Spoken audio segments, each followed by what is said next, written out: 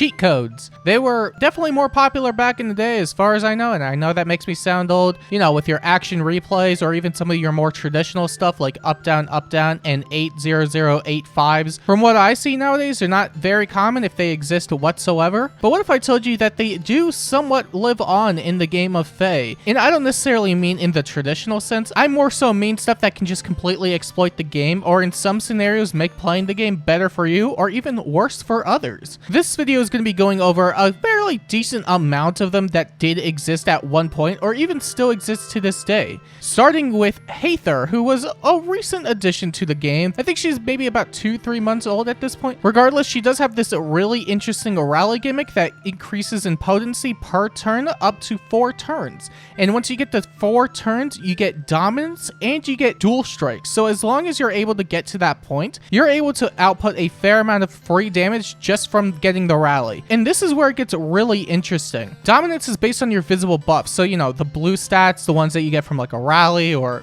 any sort of hone. And depending on how many visibles you do have, you can output a fair amount of just free damage regardless of the stats that the foe has. Which makes this even more interesting when you can simply clear all sorts of quests or even the heroic ordeals just with any level 1 unit. Granted, it will depend on the unit, of course, because some units also neutralize any sort of visible buffs, but 90% of the time it's going to work because of the amount of true damage that you get for free on top of brave attacks. You could skip the process of grinding a lot of these units to level 40 just so you could get some flowers, or even for specific quests where you have to promote certain units, you can really just get away with using Hathor gimmicks. Now again, it will ultimately depend on the unit you go up against, but it's fairly exploitable. And speaking of other exploits, we have the Prayer Reel. All the way back when Legendary Azur first came out, she was probably considered one of the most threatening units in the game at that point because of the amount of stuff that she granted, which even by today's standards, it's still pretty decent. However, they only got the stats if they had a visible buff before she danced. However, there was an exploit that did exist in the game where if you were to pair up with a dance skill, it would still buff everybody regardless, which was not intended to happen in the first place, but was ultimately something that they decided never to patch out because they figured, oh, you could just do this and that and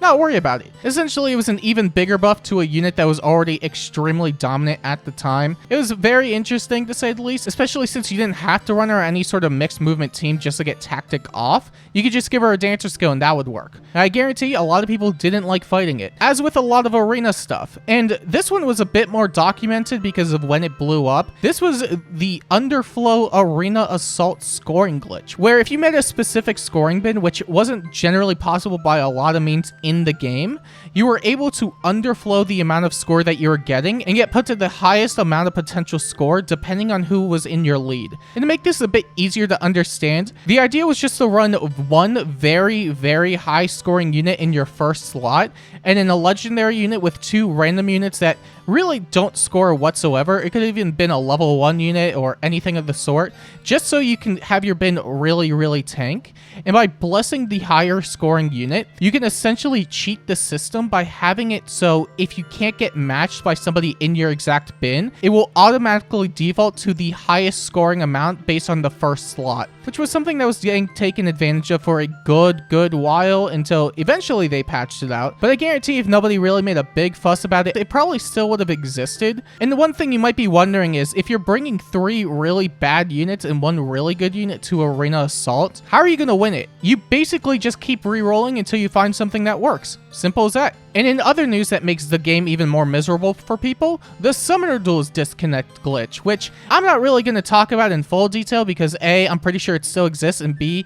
I don't really want people using it. But the general gist of it is that at any point in the game, you can do this disconnect glitch in Summoner Duels where you could pretty much just end the match for the opponent, have them count as a loss for them, and it doesn't penalize you whatsoever. I know everyone's kind of sitting here and being like, snore because, you know, Summoner Duels, blah blah, the game mode sucks. But I thought it would be worth mentioning anyway. Now, if you also want something that was unintended, you also have the Bridal Tharja glitch and the Hero Fest issues that we had way back in the day. The one with Bridal Tharja in particular was more so an oversight from the team than anything else, which made her teleport all the way off the screen if she were to use a feint with a rally skill, which wasn't supposed to happen by any means. And while it basically removed her from the entirety of the map, you could easily cheese a lot of defense maps that required you to survive an X amount of turns. You just rally and there you go. She's basically gone for good. You also have the Hero Fest with the special 4-star rate, which was a thing when special 4 stars were first introduced into the game, which was, you know, a very, very long time ago. But when they first introduced the idea,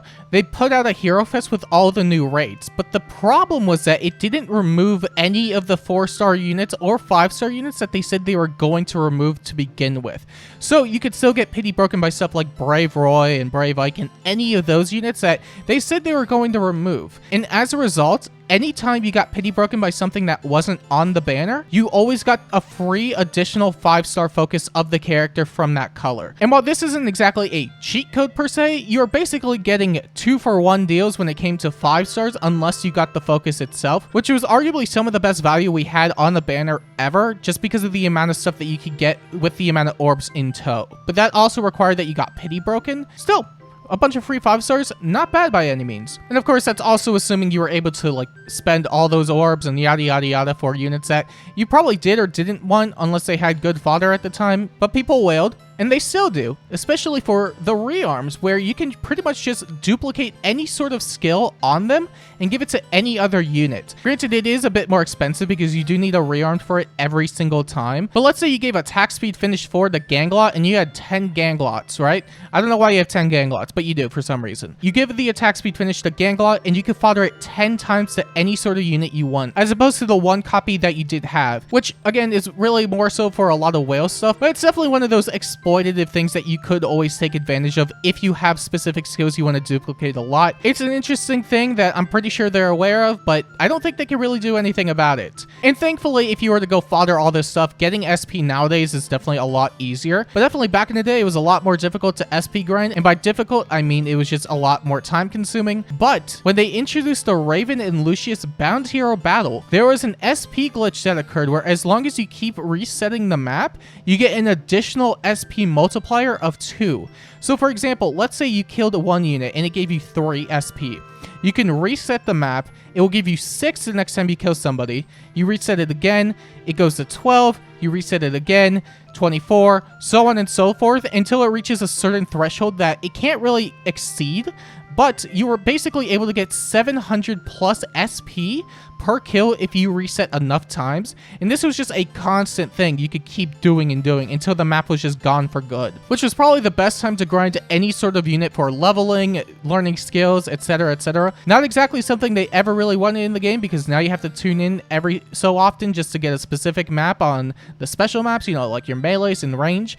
But at the time, it was a pretty exploitative thing, which I definitely took advantage of, because who wouldn't? And as far as other SP stuff goes, the only other one that came to mind, which wasn't necessarily a glitch or a cheat code, was the Camilla map for the Fire Emblem Warriors game that we got way back in the day. The map was designed in a way where you could basically plonk 2 really bulky units in front of the pathways, and most of the enemies couldn't get through, making it so you could just easily grind SP for most units without having any sort of risk attached to it. It was also a really awesome SP grinding method at the time, which again was a bit more exploitable due to map design, but it was also limited because it was for the Fire Emblem Warriors event. Now you have these big open fields that, I mean, it's not the worst for grinding per se, but it was something that wasn't nearly as convenient. And last on the list, as far as notable exploitations go, there's Roker Sieges, which is a mode that is probably never coming back, or who knows, maybe that'll age really badly as with the Ira video did. But at the time, getting specific accessories was